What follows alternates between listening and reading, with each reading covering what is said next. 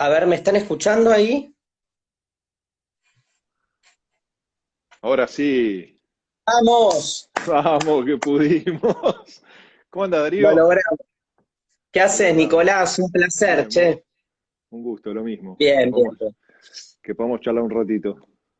¿Cómo andas vos? A ver, vamos a probar si anda esto. ¿Me escuchás bien vos, no? Yo te escucho bien. ¿Vos me escuchás bien? Yo te escucho, ¿vos me escuchás? Sí, entrecortado. A veces te pierdo un Ah, poco, pero bueno. vamos intentando. Bueno, ¿y cómo estás viviendo esta cuarentena? Mirá, difícil, por un lado, digamos, comprometido un poco, bueno, vos sos un poco responsable, de esto porque estoy participando de los programas de Seguimos Educando, entonces comprometido con poder sostener, contener a tantos chicos que no están yendo a las escuelas, y muy contento de ese proyecto que obviamente no reemplaza a la escuela, pero sí intenta mantener viva la pasión, el deseo por el saber, algo que nos llega permanentemente por las redes, que los programas cunden efecto, con lo cual, bueno, de alguna manera, toda la angustia que me provoca esta pandemia barra cuarentena, al mismo tiempo siento que la puedo como sublimar por ese lugar, como devolviendo algo o haciendo algo, ¿viste? Pero no deja de ser una situación límite, más para los que somos del mundo de la filosofía, que nos lleva como a replantearnos muchos de los fundamentos mismos, tanto de la existencia como del orden social. Digo, no es una pavada lo que está pasando, aunque para muchos todavía haya una idea de que esto es como una vacación extendida o un momento, digamos, donde se aprovecha para estar en casa y paviar un poco. Me parece que esto va a dejar una marca fuerte en todo aspecto, ¿no? Entonces, desde ese lugar, no solo, digamos, viviendo el proceso con sus intermitencias, sino también con una imprevisibilidad hacia el futuro que me preocupa y que me parece como recontra necesario pensarlo, ¿no? Digo, este es un momento para, digamos, los médicos, para la política, pero también para el mundo intelectual. Me parece que es un momento para pensar fuerte y firme qué es lo que pasa, dónde nos toca y cómo sigue la cosa. ¿Y vamos a ser iguales después de esto? ¿Mejores o peores? Como sociedades, digo. La nueva, la nueva grieta, ¿no, Nico? Y La nueva sí, y grieta es sí. esa.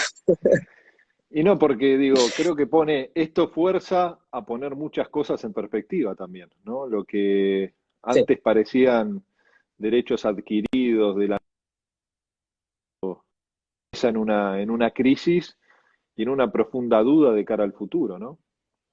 Sí, mira, mi respuesta sería esta. O sea, yo pienso que vamos a salir peores, pero deseo que salgamos mejores.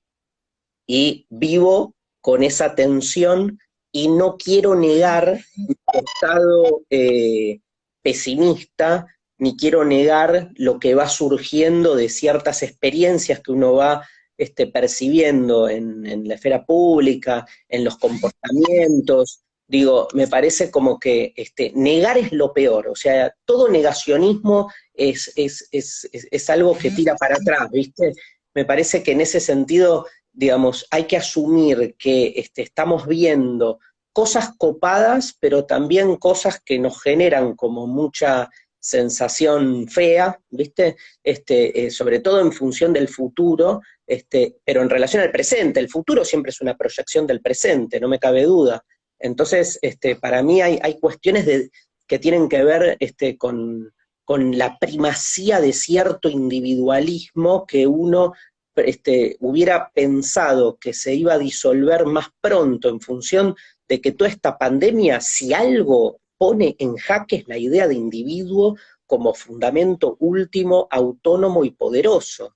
Y sin embargo, digamos, yo veo como mucho así como recaimiento en un individualismo mayor, y en una sociedad más autoritaria en algún punto, donde los límites entre el cumplimiento de la norma y el estado de delación, digamos, social como forma de vínculo con el otro, el límite entre ambos aspectos me parece ambiguo y me da miedo como que haya mucha gente que se cope con esta forma de distanciamiento social como nueva marca, ¿viste?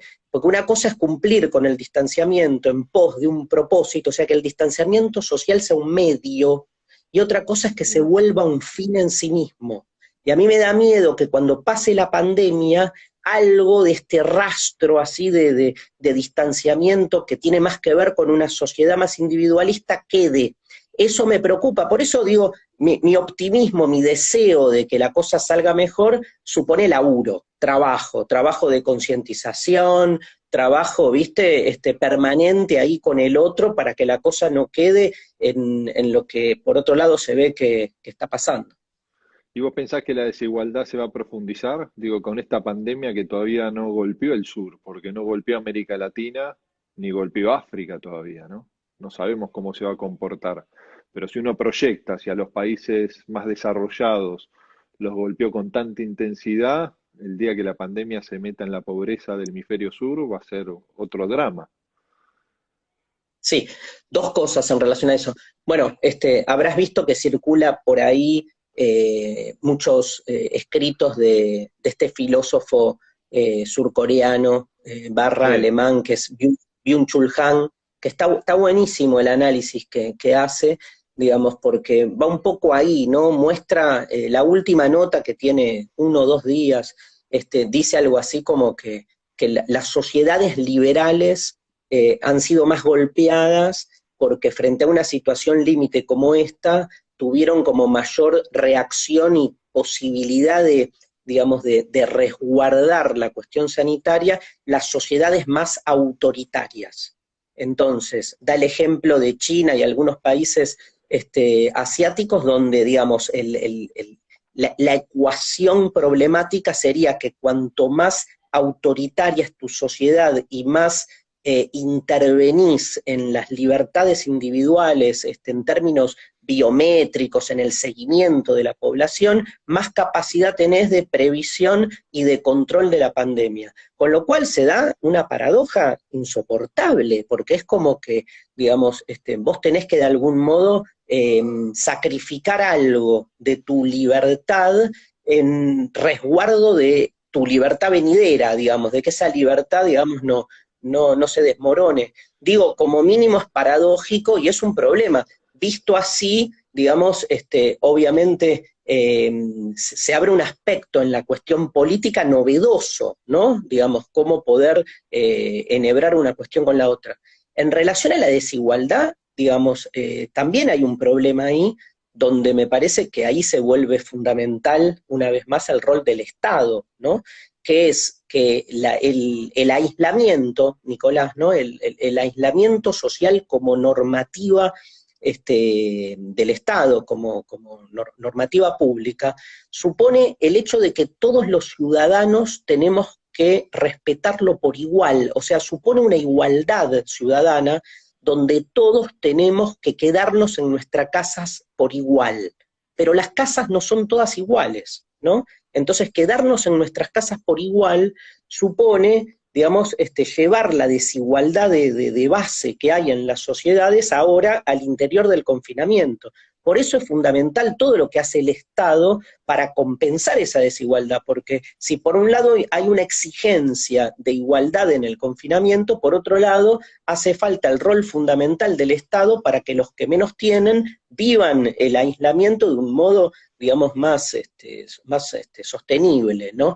Entonces, ¿qué va a pasar con esto hacia el futuro? Yo creo que digamos, la conciencia de la necesidad de un diseño de salud pública es algo que me parece que al día de hoy ya no hay vuelta atrás. No creo que las posiciones más liberales y más pro mercado puedan estar de acuerdo en que no hay que invertir en salud pública. Digo, en ese sentido, hasta incluso para que todo el capitalismo se sostenga, hace falta ese consenso público, digo, donde me parece que ahí hay un paso para bien, ¿no? Me parece pero ¿y que la hay memoria?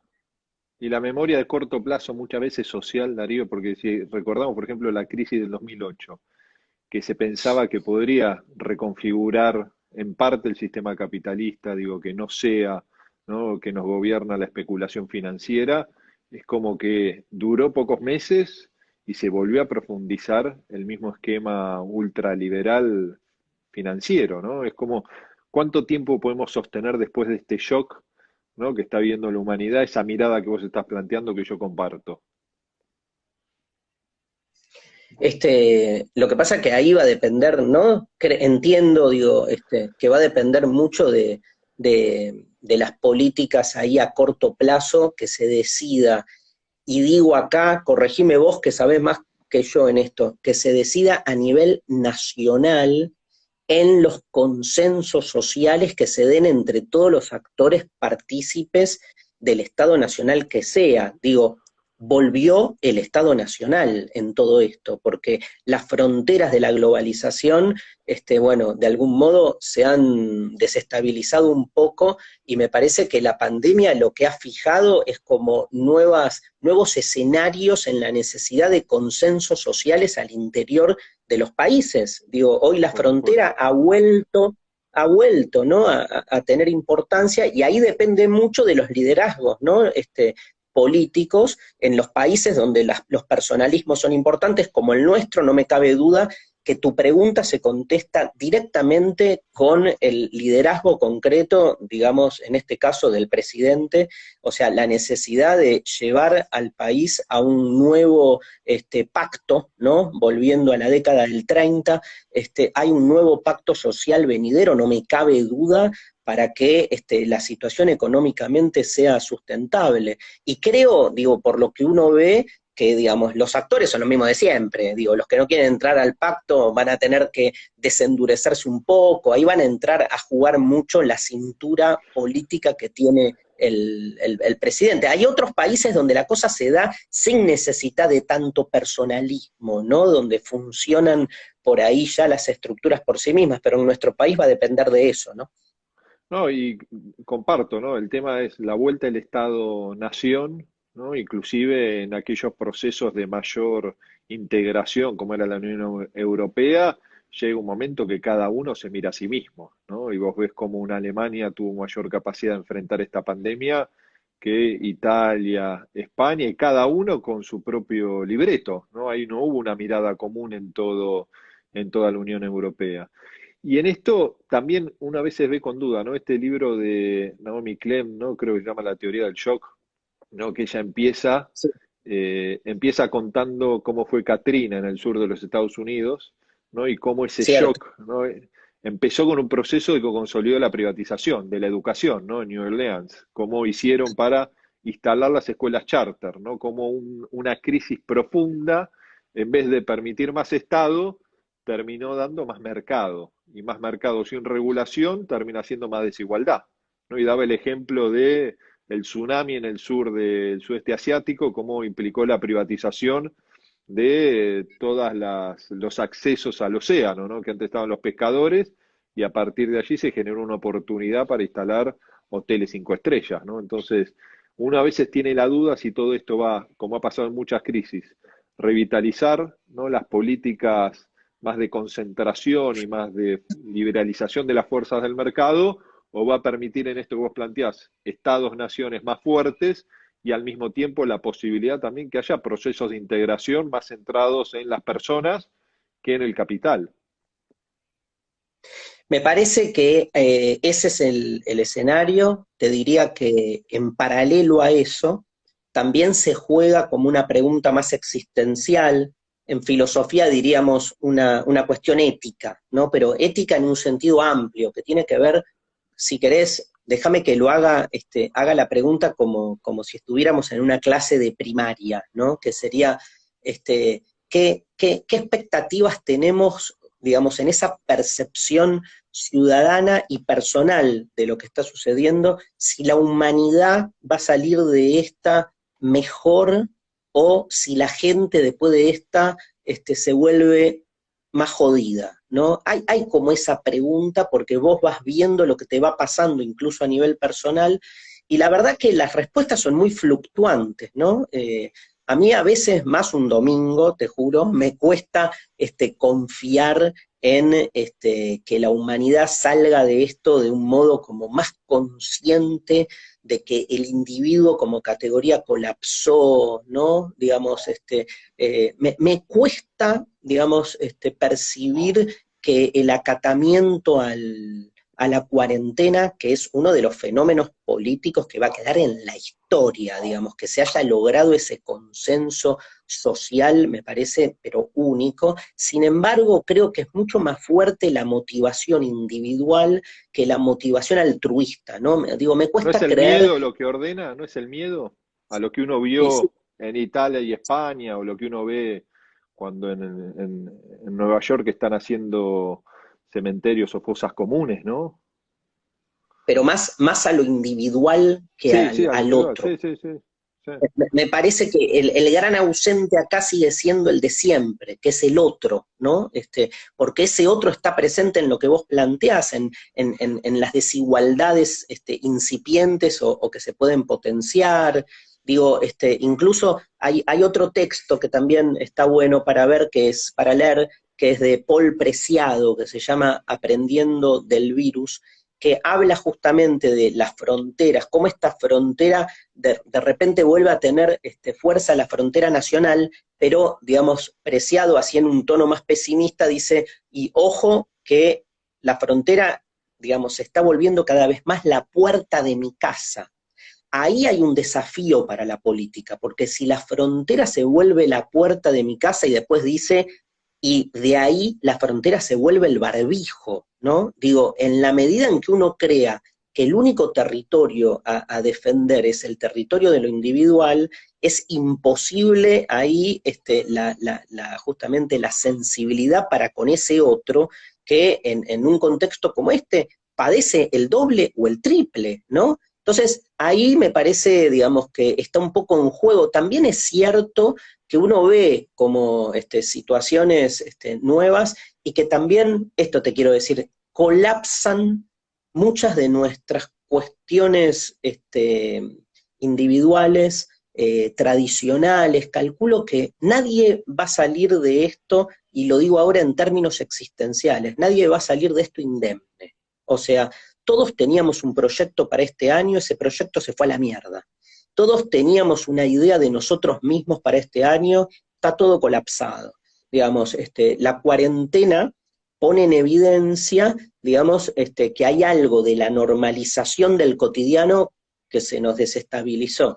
Y a mí me gusta decir también, me gusta pensar cómo estas cuarentenas ya preexistían. También está bueno pensar, digamos, ahora que tenemos la posibilidad de mover algo en nuestra existencia, tanto a nivel personal como a nivel político, ver que estos confinamientos ya preexistían a la pandemia, ¿no? Porque en una sociedad, sobre todo la sociedad de la que veníamos en los últimos 4 años, digamos, que potenciaba tanto la idea del individuo, ya había un aislamiento en lo individual. Entonces me parece fundamental acá trabajar fuertemente para entender que la prioridad siempre es del otro, ¿no? Levinas dice que la justicia siempre es del otro, ¿no? Entonces, pero eso es cambiar una lógica. El otro tiene que dejar de ser únicamente visto como agente de contagio, porque a mí me da ese miedo, Nicolás, que la pandemia termine, pero sigamos viendo al otro como un agente de contagio permanente, porque ahí cagamos, perdimos la batalla, le habremos ganado la batalla a la pandemia,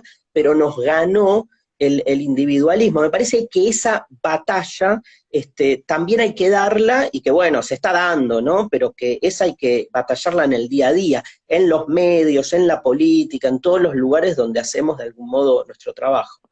No, y en una sociedad que viene fraccionada por la desigualdad más profunda, ¿no? Si uno ve de Sí. los 90 a esta época, desde los barrios cerrados, digo, la diferencia que uno ve, ¿no? De pensar que puede generar muros, puede generar paredes para no vincularse con el otro, ¿no? Y muchas veces lo que yo observo, Darío, es que la agenda pública generalmente es la agenda de los sectores medios, no es la agenda de toda la Argentina, ¿no? Y yo lo veo en los temas educativos muchas veces, ¿no? Lleva mucho más discusión, un problema que es real, como son los colegios privados, qué va a pasar o no con la cuota, qué está pasando, por ejemplo, con los comedores, ¿no? No tiene la misma atención si se está garantizando el derecho a la alimentación en los comedores, ¿no? Un derecho básico que tiene que estar creemos nosotros, en cabeza del Estado, que los problemas legítimos también de los sectores medios, ¿no? Entonces, muchas veces vemos que ahí hay un desafío de cómo logramos, a partir de un momento, como decís vos, que se puede consolidar el individualismo, que no termine siendo el individualismo, además, fraccionado por la profunda desigualdad social que hay en América Latina y que hay en Argentina también. No me cabe duda y creo que ahí está justamente, digo, si hay algo por lo que hay confianza en el nuevo gobierno del que vos sos parte, tiene que ver con eso, con, digamos, mover un poco las prioridades y aunque sea como cierta faceta de la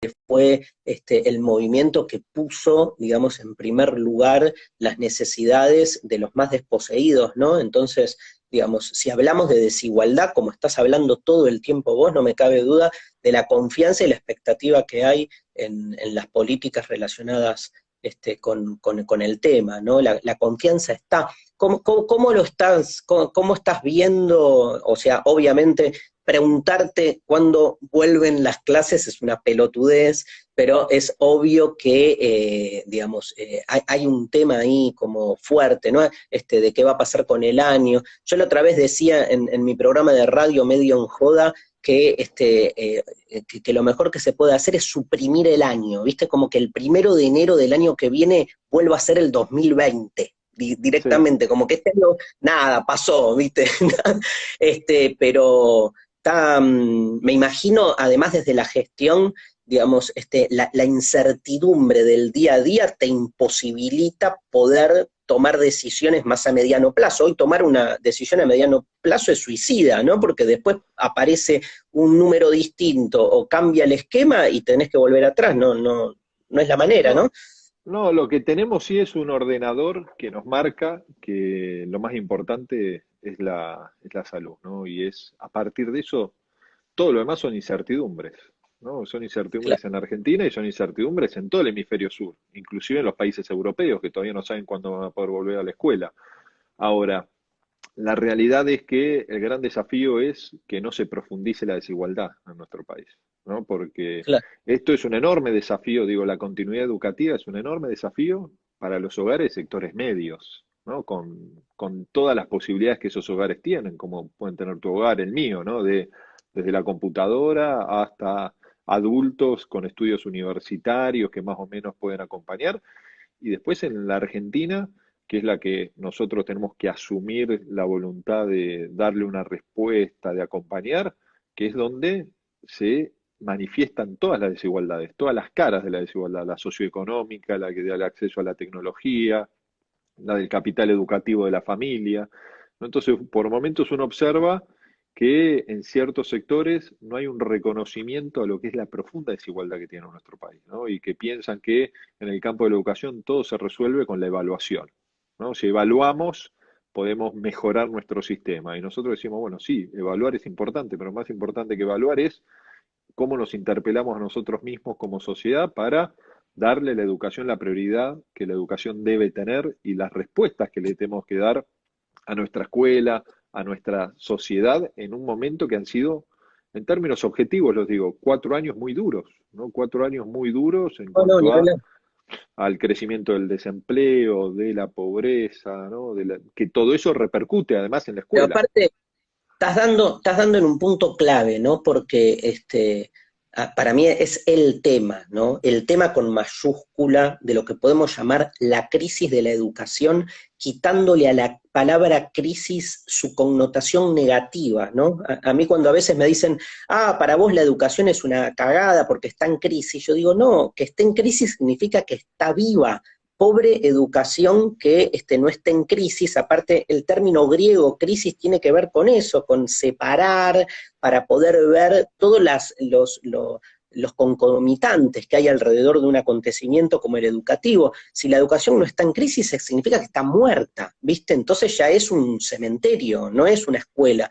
Digo, que la escuela está en crisis significa que la estamos pensando todo el tiempo, y qué importante lo que decís, porque, digamos, siempre se criticó y se cuestionó esos espacios de la escuela pensándose a sí misma como si fuese algo secundario, y como que lo importante es la evaluación, y la evaluación además tomando parámetros, digamos, o criterios evaluativos, digamos, que realmente ahí anida, digamos, además la principal discusión, digo, ¿quién define lo que es un criterio evaluativo, que son los que rigen después, digamos, los puntos de llegada de todo, porque todo, digamos, toda evaluación supone un determinado tipo de criterio que está por detrás, y ese criterio es el que en general no se discute. Yo creo que la evaluación, digo, y ahora lo digo más, perdóname, en términos más estructurales, es como el gran agujero negro de la educación. Digo,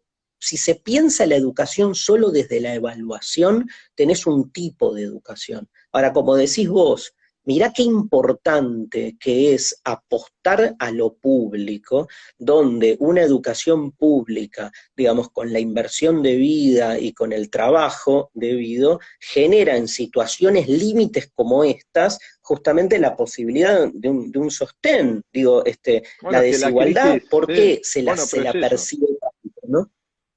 No, pero es lo que vos decís, digo, vos ves, los países que mejor resultados en términos de el impacto positivo de la educación tienen en su sociedad, en la ruptura de la desigualdad, en la movilidad social, son los países más igualitarios, ¿no? Porque obviamente Sí, no todos partimos de la misma línea de largada, ¿no? Entonces, aquellos que tienen un modelo meritocrático desconocen las profundas desigualdades que hay en nuestra sociedad, ¿no? Inclusive cuando muchas obvio. veces se habla de los ni, ¿no? Que dicen son chicos que ni estudian, que ni trabajan, ¿no? Yo creo que tenemos que dar vuelta, como piensan muchos, tenemos que dar vuelta a la carga, ¿no? Yo digo que son sin estudio y sin trabajo. Digo, la responsabilidad es colectiva, no individual, ¿no? Entonces, cuando vos estás Claro. en una realidad de descomposición en todos los términos, digo, la presencia tiene que ser mucho más fuerte y mucho más hoy en día, donde además, digo, vemos que esta pandemia, como decimos, afecta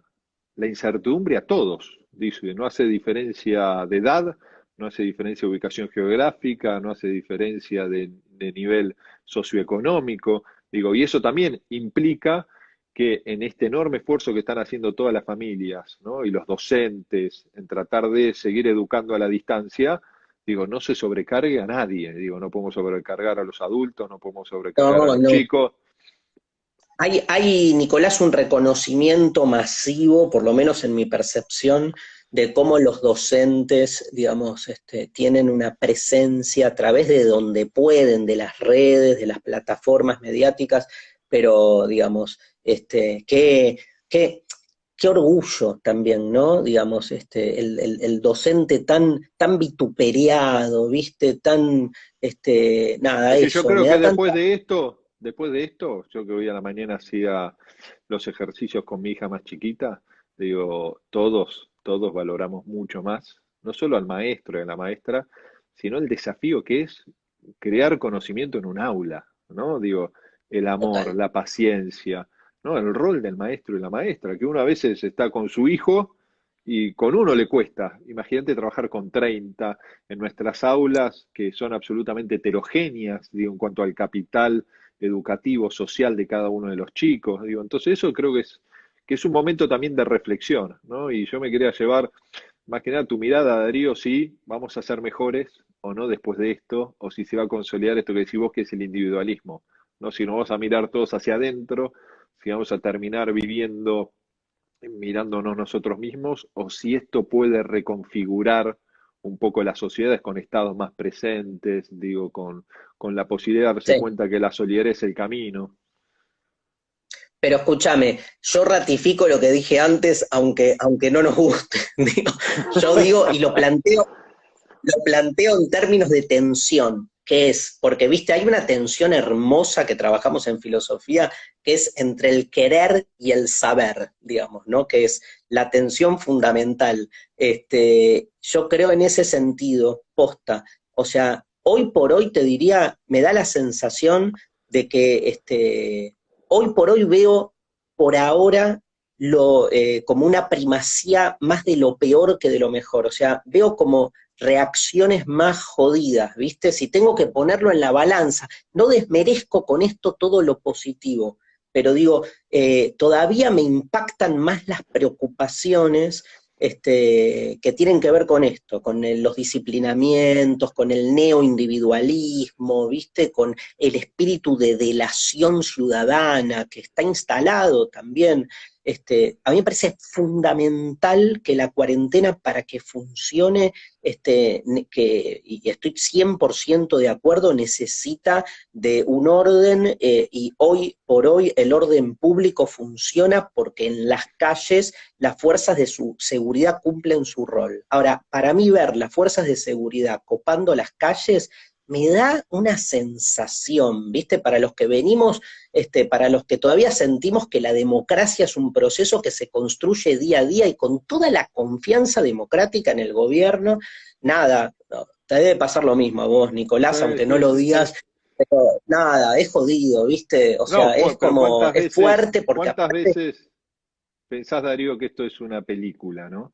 Cuando uno va no, por la sí, calle sí, y uno dice, sí, estas son las obvio, películas que se acaba el mundo y pero las calles además, desiertas y las luces de los patrulleros, ¿no? pero además es como que lo mío es más estructural, después te parás a hablar con la policía y está todo bien, ¿viste? Y digamos, una cosa son las personas, otra cosa son las estructuras, ¿no? Entonces, a mí me da miedo porque venimos de 4 años de un empoderamiento para las fuerzas de seguridad que, digamos, con muy poco empoderamiento mostraron mucho sobrepasamiento del rol.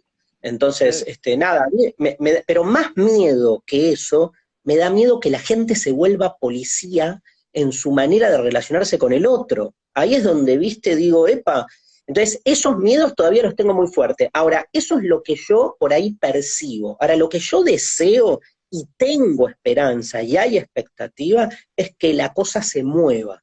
¿Y cómo se mueve? Con esta presencia que muchas podemos seguir teniendo, charlando, digamos, abriendo el abanico de posibilidades, no quedándonos con que la única lectura correcta de la cuarentena es la que vemos en los medios, porque los medios, por un lado, cumplen su rol, que está buenísimo, pero por otro lado, lo sabemos, cualquiera que haya estudiado introducción a la comunicación uno sabe que los medios, antes que nada, son empresas, y son empresas que tienen, como en todo sistema capitalista, un objetivo primordial, que es su subsistencia y su expansión. Entonces, ahí, digamos, poder pensar desde perspectivas completamente divergentes este tema me parece fundamental, y que además desde el Estado se posibiliten estos lugares, me parece clave para hoy. Desde ese lugar tengo una expectativa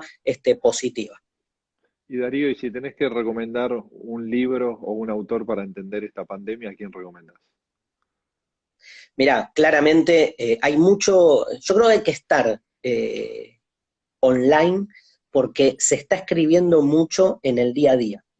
Entonces, la verdad que desde las ciencias sociales, desde las humanidades y desde el cruce que hay entre las sociales y las médicas, se está produciendo mucho y muy bueno, y con debates muy interesantes. Todos los textos que están circulando, que salen en los diarios, donde se le pide a intelectuales nada, que piensen la coyuntura desde el lugar, vos sabés que el intelectual piensa la coyuntura con una pata en la coyuntura y con la otra pata en la historia de la cultura. Por eso te puede analizar un intelectual lo que está pasando hoy citando a Platón o a Nietzsche, digamos, porque entiende que ese es el lugar, ¿no? Más fronterizo para pensar esto. Pero todo lo que se está produciendo, como lo que escribe el surcoreano Byung-Chul Han, Sí, lo que escribe, ese debate con Zizek, está buenísimo como para después llevarlo uno y pensar, pero incluso en los diarios, digamos, estas cosas se están leyendo, y después está bueno como recuperar algunos textos de pensadores que no te digo que predijeron esto, porque no hay predicción, pero que de algún modo la vieron, que es lo que se llama en filosofía la tradición biopolítica, que la inicia Foucault. O sea, pensá que Michel Foucault fue el pensador del poder y fue el tipo que ya en los años 60, 70, cruzó la cuestión del poder con su medicalización. O sea, Foucault es el tipo que primero trabaja la relación entre el poder o lo político y la cuestión de la salud y la enfermedad. Entonces, ahí habilitó una huella por donde, digamos, hay mucha gente que piensa el tema, digamos, que es justamente esto que estamos charlando. No podés pensar la salud en sí misma sin abrirla a su relación con lo político y al revés, tampoco. Me parece que es fundamental entrecruzar las disciplinas, así que ahí hay una tradición muy interesante para leer. ¿Y tenés miedo, Darío? Sí, sí. ¿Y está bien Sí, tener creo que miedo? sí, está muy bien. Y que no hay que negarlo, y que no hay que negar las depresiones provisorias, no hay que negar la angustia, hay que compartirla. La angustia no se niega, se comparte, se elabora, ¿viste? Se sublima, ¿sí? Escribiendo, tuiteando, con las redes me parece que de nuevo, tampoco hay que convertirlas en un fin en sí mismo, pero son un medio que la verdad están resultando fundamental hoy para que la cosa, digamos, más o menos esté viva, pero que tampoco nos copen, ¿no? O sea, que no nos tomen, que no nos alquilen. Digo, Sí, todos sí, sí. tenemos un montón de libros en casa, todos tenemos posibilidades varias de hacer cosas más allá de estar en las redes, pero me parece que ese miedo, viste, o sea, no hay que poner cara de feliz cumpleaños, porque pasar el cumpleaños en cuarentena es un garrón, y entonces hay que aceptar el garrón y elaborarlo. Digo, es nada más que eso, elaborar algo, digamos, te ayuda a ir pasándola, pero obviamente no hay nada peor que el negacionismo, en todos los sentidos, porque uno se quiere hacer el tarado consigo mismo y después le salta en otro lugar. Entonces es justo para con uno y para con los que nos rodea, como ser conscientes de lo que nos pasa y vivirlo en toda su dimensión. ¿Y qué es lo primero que vas a hacer, Darío, cuando vuelva la vida a cierta normalidad? Ir a la cancha, ¿no? Ir a la cancha. El fútbol, ¿no? ¿Vos El fútbol. sos futbolero Soy vos? futbolero, no ir tanto de la cancha, soy futbolero, pero no voy tanto a la cancha. Tengo un problema que yo soy de River y tengo Y- mi hijo de Boca. Y lo he llevado a la cancha de Boca. Sí, sí, sí, sí. Yo ¿En he serio? sido O sea, vos fuiste a la cancha de Boca a llevar a tu hijo siendo hincha de River y 3 meses. me imagino que Ya no puedo ir más, sal- ya no puedo ir más, ya no puedo ir ya te más. Pero he conocen. ido varias veces, ya me conocen. He ido varias veces, este año he ido, ¿no? Porque yo he sido muy equivocadamente democrático en que elija su equipo. Y ahora me doy Claro, cuenta. pero ¿por qué te falló la educación ahí? Un ministro de educación falla en el lugar más importante, no puedo creer. Y porque mis hijos, mis cuñados, lo convencieron que sea de Boca, ¿no? Y yo dije, bueno, elegí tu equipo. Y ahora me doy cuenta que perdimos un espacio común, porque no sé lo que fue ver la final de la Libertadores en Madrid, uno festejando, viéndolo acá en Buenos Aires, uno festejando y el otro llorando, ¿no? Pero he ido varias veces a Pero, la cancha de Boca. Él no me puede acompañar cuando voy a la cancha de River, obviamente, porque es enfermo de Boca que no quiere pisar la cancha. Pero bueno, creo que todos extrañamos el fútbol, me parece. pero lo gastaste en la final de la Libertadores o no? Mira, tengo videos de él llorando, que si vos lo ves llorar a él, como lloraba pobre, no podía gastarlo. Si él ganaba, obviamente me iba a gastar a mí, pero yo digo, Obvio. lo tengo filmado en el segundo gol, como lloraba pobre, así que en ese momento tomé la decisión de no gastarlo, porque aparte hoy tiene 12, ¿no? Ahí tenía 11 Claro, más todavía, así que chiquito, pobre. era más Sí. chiquito. Sí, sí, sí, sí, sí. Pero bueno, creo que todos extrañamos el fútbol. Pero ojalá, Darío, que en esta mirada nos permita hacia el futuro que el mundo sea mejor, ¿no? Que se puedan poner Sí. una mirada más colectiva, que se piense también, que yo creo que es un gran desafío, que se piensen los organismos de integración, los espacios multilaterales, de una manera como quizás se Ujú. pensaron en la posguerra, ¿no? Que eran para tratar de llevar Ujú. desarrollo al mundo y no para lo que terminó pasando después, que muchas veces se transforman en herramientas neocoloniales, ¿no? Para terminar de imponer recetas, más allá de la responsabilidad Total. propia que tienen nuestros países, digo, en todos los países más pobres del mundo, ¿no? Pero creo que todo está Depende, abierto. depende de, claro, y está todo muy abierto y bueno, y depende de nosotros y bueno, y de ustedes, obviamente, la confianza en ustedes, que son aparte los hacedores hoy, digamos, también de alguna manera ustedes son protagonistas, ¿no? Entonces uno confía en eso, en esos valores que rigen, digamos, un determinado tipo de modelo que ustedes encarnan en el gobierno. No, uno pensaba que este 2020 iba a ser un año muy complejo, muy difícil, pero nadie se imaginó que iba a transitar esto, ¿no? Y que nosotros tengamos que No, suspender las clases 10 días después que empezaron, ¿no? En un año donde habían no, empezado en casi todas las provincias, pero bueno, esperemos, Darío, que en los próximos ojalá. meses pase un poco toda esta situación y que golpee Escúchame, a nuestra. la, la idea es que vuelvan en agosto, esa es como la hipótesis hoy que están manejando. Y no sabemos, la verdad no se sabe, porque nosotros si vos te pones a proyectar lo que está pasando en Europa, digo, en Europa que ya pasó teóricamente lo peor, todavía no tienen claridad de cuándo van a poder volver. Y para volver a las clases yo Claro, creo que por un lado es lo que diga el comité de expertos, ¿no? Es alguna decisión epidemiológica, pero después hay una decisión de la tranquilidad de la sociedad, digo, de la obvio. tranquilidad de las familias, de la tranquilidad de los maestros. Digo, entonces es una situación compleja. Hay que ver cómo, yo creo que como Europa vive con 3, 4 semanas de antelación o un mes y medio lo que estamos viendo nosotros, hay que ver qué termina pasando allá para proyectar y ojalá que esta pandemia golpee con mucha menos fuerza lo que golpeó a Europa, a América Latina y África, ¿no? Ojalá. Porque ahí, Ujú, digo, uno ve Argentina dentro de lo que es América Latina tiene el sistema de salud más robusto, pero hay otros ujú. países que no tienen quizás la posibilidad que puede tener nuestro país o ni hablar los países de África, ¿no? Ni hablar. Sí. Pero bueno, Darío, creo Bueno, que todo está abierto. todo está Acá se abierto, acerca, tal cual. acá me está mirando el hincha de Boca. Ah, bueno, ¿Querés venir acá? Mira, mira. ¿No querés saludar a Darío? lo hicimos famoso, Lo hicimos famoso. Pero bueno, bueno, Darío, no, quería charlar con vos. La verdad, aparte de agradecerte el enorme compromiso por favor. de acompañarnos en Seguimos Educando en esas clases.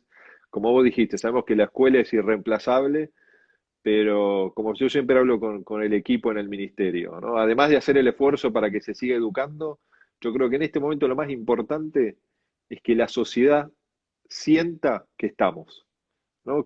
Tal cual. Que hay un gobierno, que hay un Estado, este espacio colectivo que dice estamos para acompañarte, estamos para intentar buscar las soluciones a los nuevos problemas que surgen, ¿no? Con equivocaciones, con aciertos, pero preocupados, ¿no? Y eso Ujú. creo que también es algo importante y creo que es valorado por la sociedad, ¿no? Y que más allá de las Creo que diferencias sí, que pueda sí. haber, creo que todos tenemos la sensación que hay que estar más unidos.